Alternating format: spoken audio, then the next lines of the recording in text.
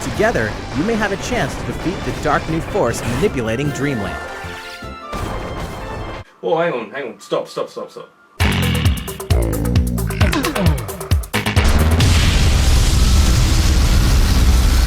You just can't put a price on consistency. Every other gaming franchise struggles to pump out games to a reliable level of quality, and yet little old Kirby has been able to keep things at a very high standard for decades now. Actually surprising that any franchise can go that long without putting their name to a genuinely underwhelming video game, but god damn is Kirby dependable. You could trust him with anything and he'll probably do it. Or eat it. He's more likely to eat it, actually. Working out which Kirby game is the best is significantly harder than you'd think.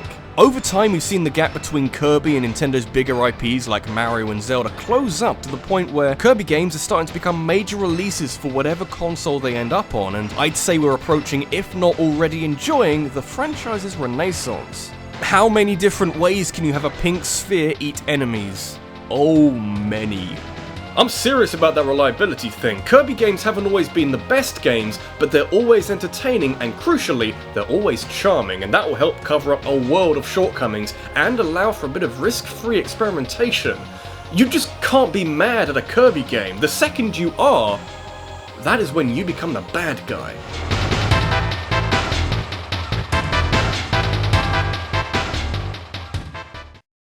You can do and get away with so much more if you give your video game a unique art style. I mean, that's usually what separates games within the same genre for me. I could play some realistic shooter like Call of Duty or Battlefield, but I could also put some time into something like Borderlands or Overwatch, where everything is a little more cartoony and characterful. There hasn't been such a wide spectrum to Kirby games. HAL Labs haven't made a ton of changes to the art direction beyond adding more colours and making Kirby pink instead of white, if just from making the transition from black and white to significantly less black and white. Originally, developer Goodfeel wanted to make a video game where the environments and characters were all made out of yarn, and where everything would suit the theme of manipulating the very fabric of reality to your advantage. That was until Nintendo came across this idea, thought it would be perfect for a Kirby game, and the world has been a better place since. But simply making a Kirby game with a creative art style would only get you so far. If you can't match the style with some suitable substance, you'll end up with a very pretty but ultimately shallow video game, so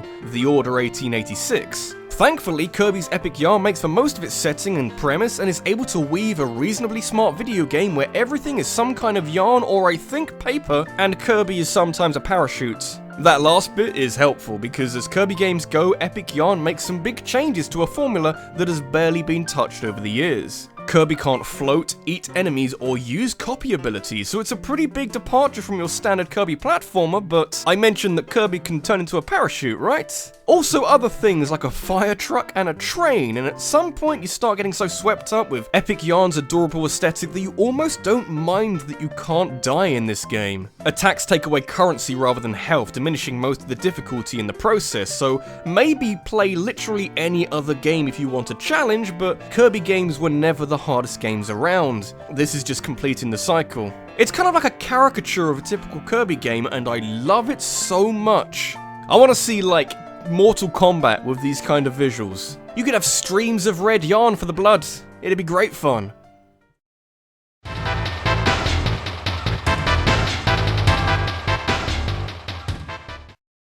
On the long list of franchises that you wouldn't think would work with an open world setting, we've got Metal Gear. Kinda works. Legend of Zelda? Yeah, that really works quite well, actually. Dynasty Warriors? We don't know. It hasn't come out yet. It comes out next year. Tetris? I mean, you can try. I've no idea. It could be brilliant. But as it turns out, quite a few franchises can work with an open world setting. What about Kirby, though? To be fair, no one's been mentally unhinged enough to put Kirby in an open-world video game, and I fear the day we get there because in my head, I'm imagining some kind of Katamari game, but enemies end up on the inside instead of the outside, and somehow we end up with a quirkier version of the Blob, and I think fearing that is perfectly natural. A good compromise that doesn't put people in danger is Kirby and the Amazing Mirror. Not an open world game by any means, but its maze-like structure is more reminiscent of Metroidvania-style games, and that is something I never thought I wanted in a Kirby game. I guess since you get so hung up on all this platforming, you never stop to think that a bit of adventuring might work quite well here. Just a little bit. Though, to be honest, I wasn't really on board when I first played it as part of the 3DS's Ambassador program for early adopters of the console. I felt like it was too open-ended with not a lot being explained at the start, and Kirby had a mobile phone which did some things, and I don't think I was prepared for any of that. Certainly, the prospect of trying to navigate a game with no clear objective other than to clear every world in whatever order you like is an alien concept for a Kirby game, but this kind of freedom doesn't feel remotely out of place and simply gives you a lot of game to play. Apparently, it's the last game in the series to have an active involvement from Masahiro Sakurai, the man behind Kirby all of those years ago, and the bringer of much Smash Bros. Joy in recent times. Although Smash Bros. 4 is likely to be his last involvement with that particular franchise, so maybe a good time to give Kirby a whirl again. He'll make that open world horror game. He'll make it good.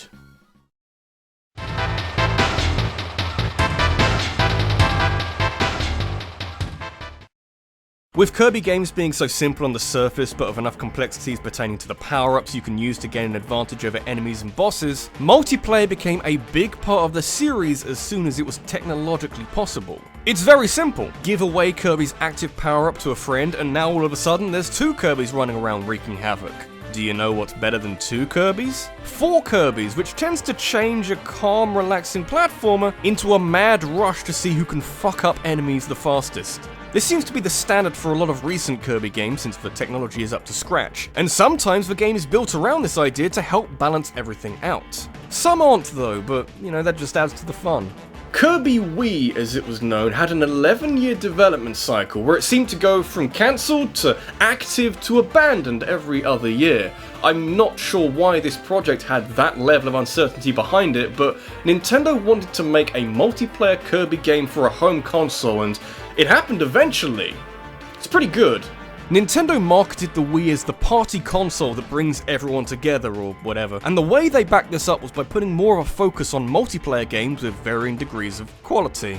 I remember playing a lot of New Super Mario Bros. Wii with friends, and the idea of a co-op experience is that everyone works together to achieve the same goal. An idea that this game never quite got the hang of as you steal power-ups and throw people off of ledges and try to make the most of all of this chaos. Kirby's Return to Dreamland came out 2 years after Mario Bros. Wii, and you get the sense that Nintendo learned a few things in that time. You share lives, which can cause a few problems if one of your teammates keeps dying, but interactions with other characters are a lot more restrained in pursuit of making a game that kind of works better. Generally, it's everything you'd expect from a deeply traditional Kirby game, with themed worlds and a healthy heaping of copy abilities, but it's all done with a massive dose of polish.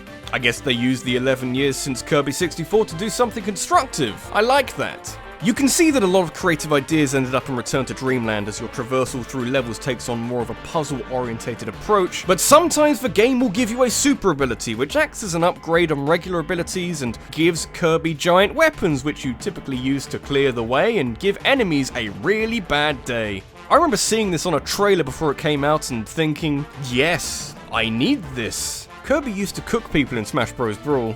Now he fucking murders them.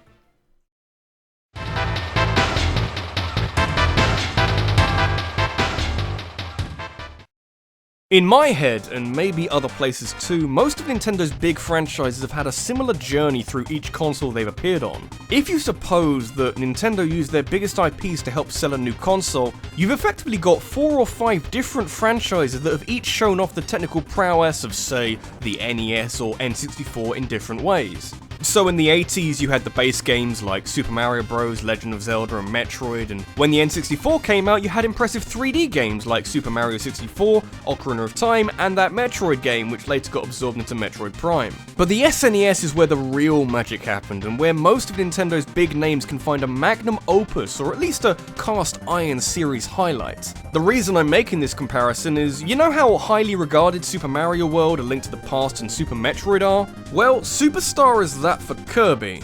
You should know that Kirby Superstar came out at a time when you could put 8 games in one on a box and everyone would be okay with that. They wouldn't be worried about the individual quality of those games, that's fine.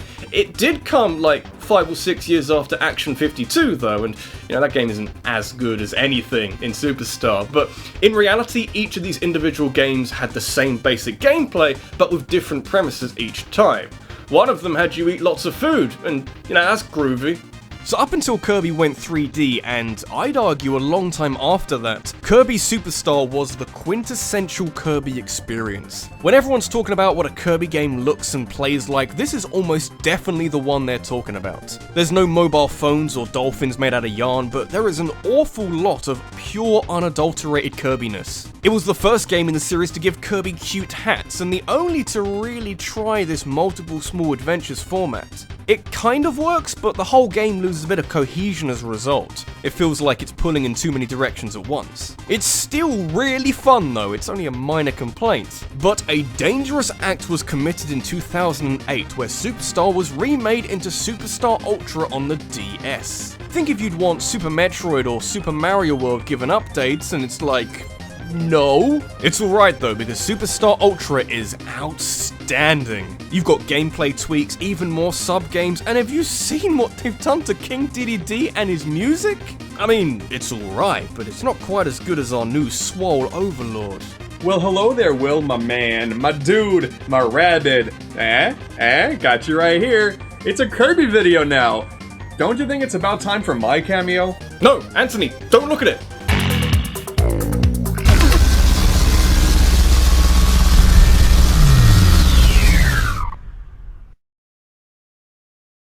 Oh, yeah, I think I'm good. Kirby Superstar Ultra is effectively the best, and I reckon the only way to experience this game. You improve so much of a game, from adding more colour to sprites so they pop out of the background, to completely reworking how enemies behave so you don't take as much stupid damage, and it's very hard to go back to the SNES original after getting a taste of the DS remake. This is also the game where Galactonite shows up at the end of Meta Nightmare, and he's hung around a lot since. Maybe he'll get his own game one day, and maybe Kirby will be the hidden boss at the end of that one. I would buy a lot of that.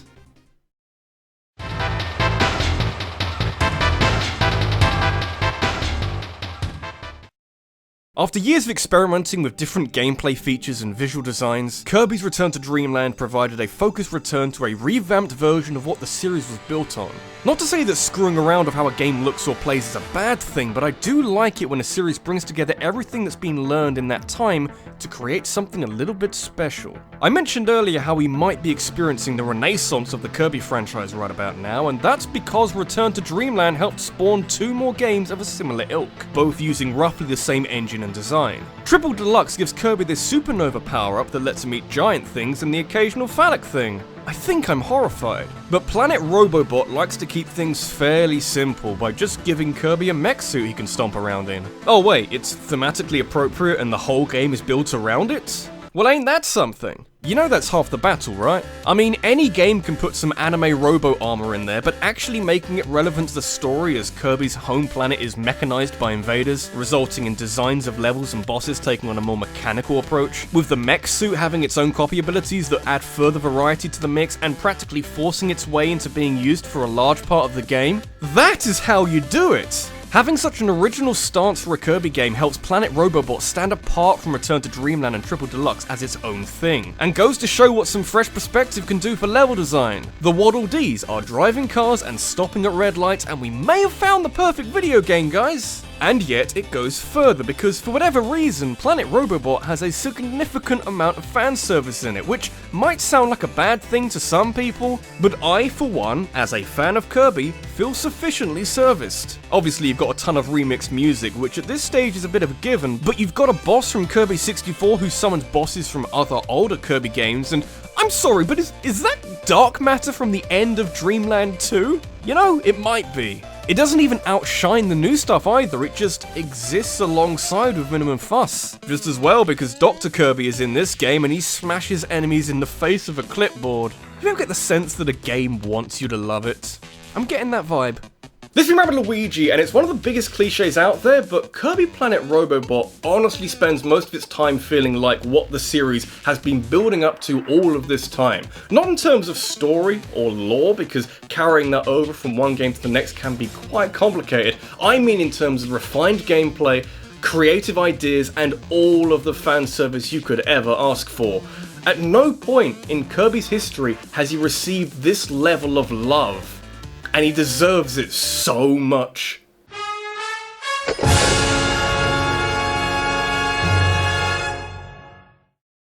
Have you got an idea that you'd like me to turn to a countdown? Let me know in a comment down below, and make sure you check out my Twitter, where I'll be turning the best submissions into a poll where you can then decide the best topic. Thanks for watching, and I'll see you in the next one.